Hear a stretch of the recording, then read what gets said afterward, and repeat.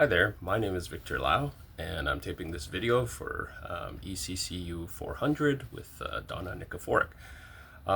First thing I did was in a journal I wrote down what I know about treaties. I believe they are signed agreements between two parties, usually the Crown or government, and First Nation, Inuit, and Métis peoples.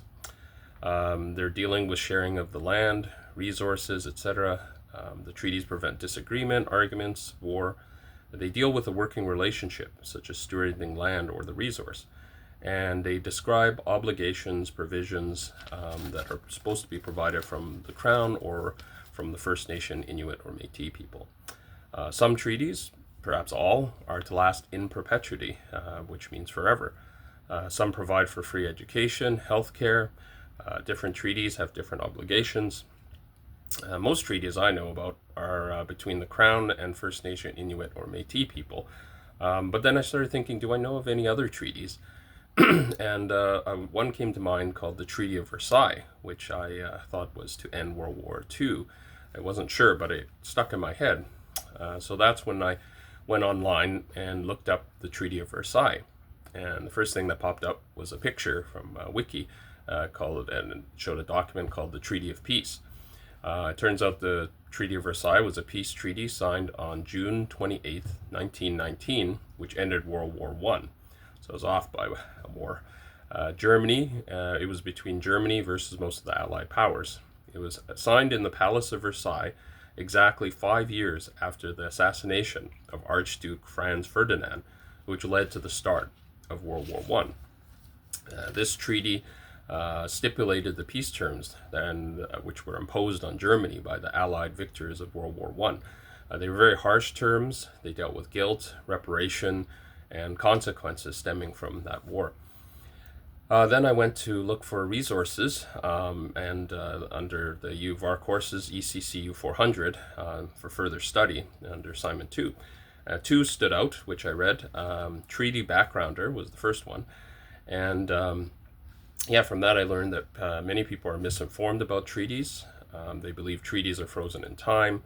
They think treaties are real estate transactions, which they are not.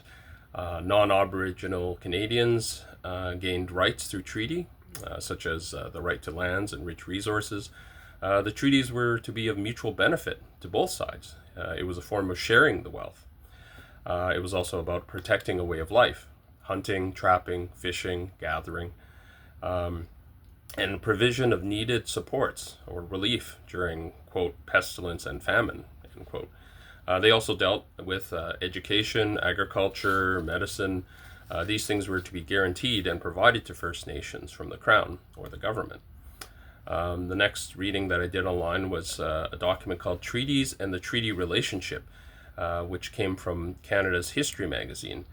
The quote that really stood out was, it's very famous, "As long as the sun shines, the grass grows, and the waters flow." So this kind of talks about how long the treaty is supposed to be in effect, which is pretty much forever, because as long as the sun shines or the grass grows and the waters flow, it seems to be, in a very wordy way, saying that the treaty should stay in effect that long. This is interesting. This is kind of an aha moment. There were three parties in the treaty relationship. The First Nations on one side, the Crown, and the third party was the Creator, or some terms would use the term God. So this is why it made me understand that this is why treaty documents can be seen as living documents from the First Nations perspective, because they're supposed to be blessed and sanctioned by a higher power. The next thing that was a kind of aha moment, it ties into how First Nations are really tied to the land. I sort of understood that from an environmental viewpoint, but this quote is from Cree author Harold Johnson. He points out in Two Families, Treaties and Government, and he believes that the land, quote, "is the place I belong to. This is where my ancestors are buried, where their atoms are carried up by insects to become part of the forest, where the animals eat the plants in the forest, and where my ancestors' atoms are in the animals that I eat in my turn. I am a part of this place. I do not say that I own this land, rather the land owns me." And that's from Harold Johnson. So that really encapsulated how First Nations people really are tied to the land. So the grades I would be teaching are 4, 5, and 6. The resources I found, really, really great resources. Lesson plans and activities from New Brunswick and First Nation perspective of the Mi'kmaq. And that's Treaty Educator Resources. The quote from there was, "Sharing these resources demonstrates how First Nations borders extend beyond present-day provincial borders, just as the peace and friendship treaties do." So it's a very good website, but a bit wordy. The next resource was Treaty 6 Education, Treaty Education Learning Resource, Curriculum Support Documents, K through 9. And for under grade 4, there's a great lesson plan called Whose Voice? The Conqueror's Unit, Understanding Worldview when Learning About the Treaties. And I really covers an extremely important point about worldview and how First Nations view the treaties, more as sharing versus ceding the land, giving it away. Another great resource from the University of Saskatchewan website, Treaty Resource Kits. We Are All Treaty People, Elementary Treaty Resource Kit. Lots of resources there for teachers teaching grade kindergarten all the way up to grade 9. And from Canada's History website. This is great for my age category. September 2018 issue of Kayak, Canada's History magazine for kids. This issue is about treaties and the historic treaty relationship between First Nations peoples and the British Crown, now represented by the Government of Canada. It's about 32 pages, but the magazine format is very, very well done for encapsulating complicated concepts down to a good grade level. And I also found a less than 2-minute video called Treaty Definition for Kids. It's a great YouTube video. To answer the questions that were laid out in the assignment, what did you find out about the history of the treaties that you did not know before? Treaties are very old, I knew that, but they actually date back to the 1600s and even older. So that's kind of incredible. The sharing relationship from the treaties, it's not about selling or giving away land or resources. It was actually about a relationship, and it was about sharing. The relationship was based on friendship, brotherhood, kinship, and you can imagine the betrayal of this, the treaties, leaves deep, deep scars in the First Nation, Inuit, and Métis communities. What insights did you have that gave you new understandings? Well, I realize now that not only do residential schools fail, but the relationship stemming from the betrayal of the treaties has caused this immense rift between First Nation, Inuit, and Métis people and the rest of Canada. Identifying grades you want to teach. How will you explain treaty history in age-appropriate and content-appropriate language to this grade? Consider what is important for them to know at this age.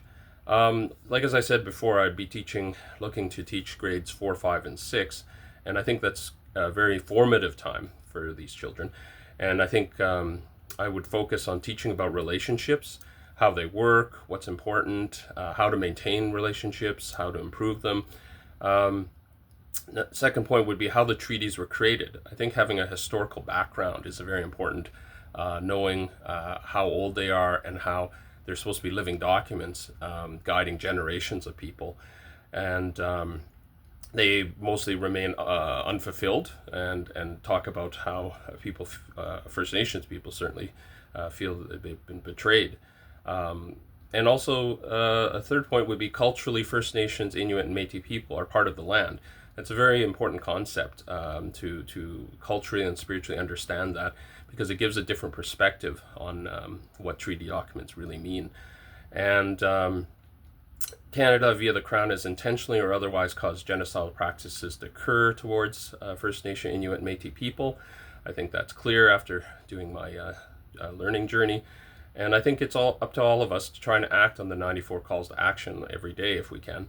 I summarized it by saying, be kind, be understanding, be brave. We must all make amends. And as for the journey to understand treaties, I would sum up by saying that, search, look, and learn. I think for myself, I've learned a lot, and I certainly hope to continue practicing and telling, showing, demonstrating my knowledge to my students in the future. Thank you.